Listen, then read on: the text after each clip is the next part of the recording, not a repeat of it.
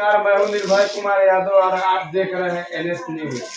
आज एक दिवसीय बैठक में मौजूद है इंटक मजदूर नेता भोला यादव। मैं इनसे कुछ बात कर रहा हूं। किस लिए धरना दे रहे हैं?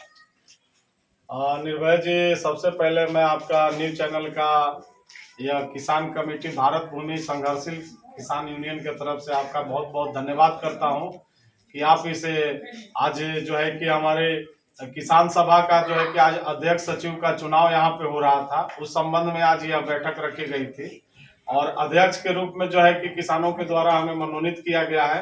किसान कमेटी के अध्यक्ष बने हुए हैं और हमारे बगल में बैठे हुए हैं उपाध्यक्ष है, सचिव है, मुख्य सचिव अभी है नहीं, कोषाध्यक्ष वगैरह सभी लोगों का जो है कि यहाँ पे आज कमेटी का पूर्ण विस्तार हो रहा था, विस्तार हो गया है और मैं उनका नाम जो है कि लिखित में आपको दे दूंगा।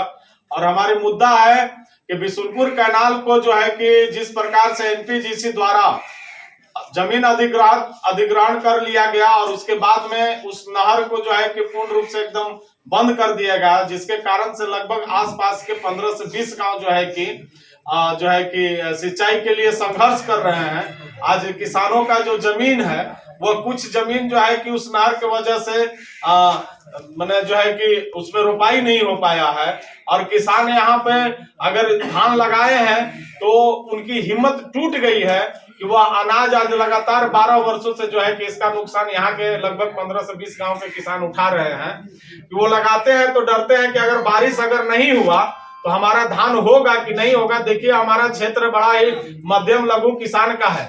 यहाँ पे 1 बीघा से लेके 5 कट्ठा, 10 कट्ठा, 2 बीघा, 4 बीघा, 5 बीघा तक जाते जाते यहाँ का क्षेत्रफल जो है कि किसानों का खत्म हो जाता है। तो इतने लघु मध्यम किसान इस क्षेत्र के हैं और ये सिंचाई के लिए अपना व्यापक व्यवस्था नहीं कर पा रहे हैं, जिसके कारण ये पटवन का पानी इनको जो है कि खरीदना पड़ता है।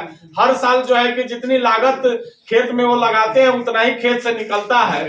यह बहुत ही दुर्भाग्यपूर्ण बात है कि एनपीजीसी परियोजना जब यहाँ पे लग रही थी तो उनके प्रबंधन द्वारा कहा गया था और बिहार सरकार द्वारा भी यह बात कही गई थी किसानों को कि आपके नहर बंद होने से हो तो रहा है, लेकिन वैकल्पिक व्यवस्था हम इसके लिए करेंगे। परंतु एनपीजीसी जब नहर बंद कर रही थी तो हमारा सवाल है कि आपने यहाँ के जो किसान जो हमारे बाप दादा हैं, जो पूर्वज है, जिन्होंने जमीन नहर में दिया इस वजह की हमारी सिंचाई की व्यवस्था हो, उस नहर को आपने बंद कर दिया और यहाँ के आसपास के प्रभावित किसानों से आपने कभी भी इस विषय पर सलाह नहीं लिया कि आप क्या चाहते हैं। यह सवाल है भारत भूमि संघर्षशील किसान यूनियन का कि आप क्या चाहते हैं। इस तरह का सवाल कभी किसानों से किसी भी गांव के व्यक्ति से नहीं पूछा गया है। अगर वह पूछते तो वह किसान बताते कि हमें पानी के बदला पानी चाहिए, हमें नहर का पानी लाल पानी के बदले लाल पानी चाहिए। लेकिन मैं पत्रकार महोदय आपके माध्यम से यह बात को जिला प्रशासन तक पहुंचाना चाहता हूं, बिहार राज्य के मुख्यमंत्री तक पहुंचाना चाहता हूं। यह देखिए, किसान जो है कि किसी भी कीमत पर अपना नहर का पानी जो है कि लेकर रहेगा। तो आप इंटक मजदूर नेता है तो आप एनपीजीसी से बात करने का कोशिश नहीं किए हैं? हाँ, हम इस लड़ाई को 2014 से लड़ रहे हैं। 2014 में 2 बैठक की थी, उसकी भी कॉपी हमारे पास में रखी हुई है और ये दोनों बैठक जो है कि मई में किया गया था। एक यहाँ भी लोग आए हुए हैं किसान, आप पूछ सकते हैं इनसे कि 2014 में हमारे पीछे बैठे हुए हैं ग्राम बिशुनपुर के हैं, आरबी गांव के हैं, साहू खाप के हैं, उधर सदरी कर्मा, किस्मत कर्मा, अम्बा, ये सब बागी के लोग आए थे उस बैठक में और वहां से हमारी लड़ाई चालू हुई।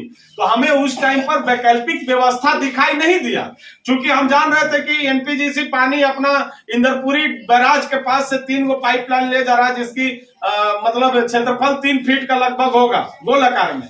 तो हम देख रहे थे कि इनकी परियोजना चलाने के लिए पानी जा रही है। अगर अभी हम कहेंगे तो ये बहानाबाजी करेंगे कि हमें परियोजना चलाने में बाधित हो रहा है, इसलिए हम आपको पानी नहीं देना चाह रहे। अब विकल्प के रूप में इनका जो मेन लाइन है वो नारायणी बेनी बिघा से होते हुए इनका चालू हो गया है।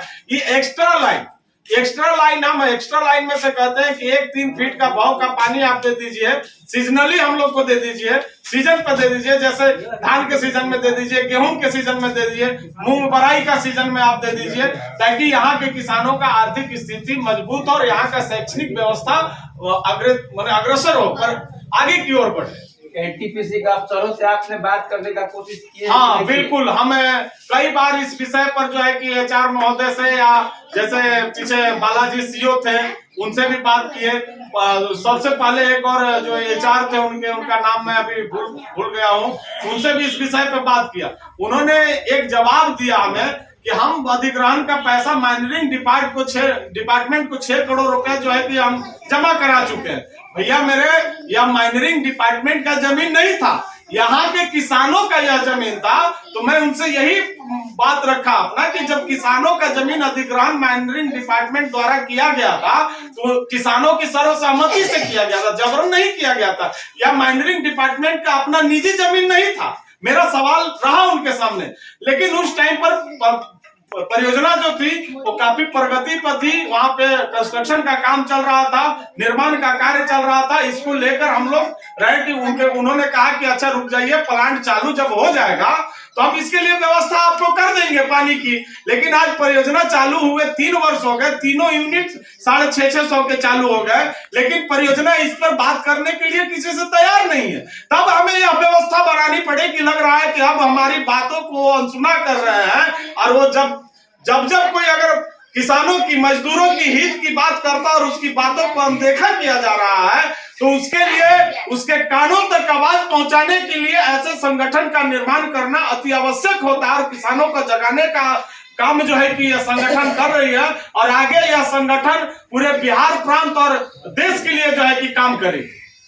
तो ये जितने भी किसान आपके साथ बैठे हुए हैं, क्या आपके साथ चलेगी ना?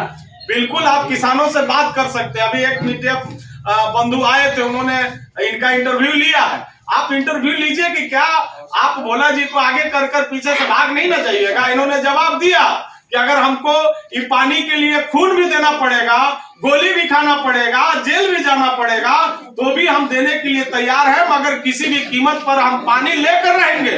आप बात कर सकते हैं किसानों से।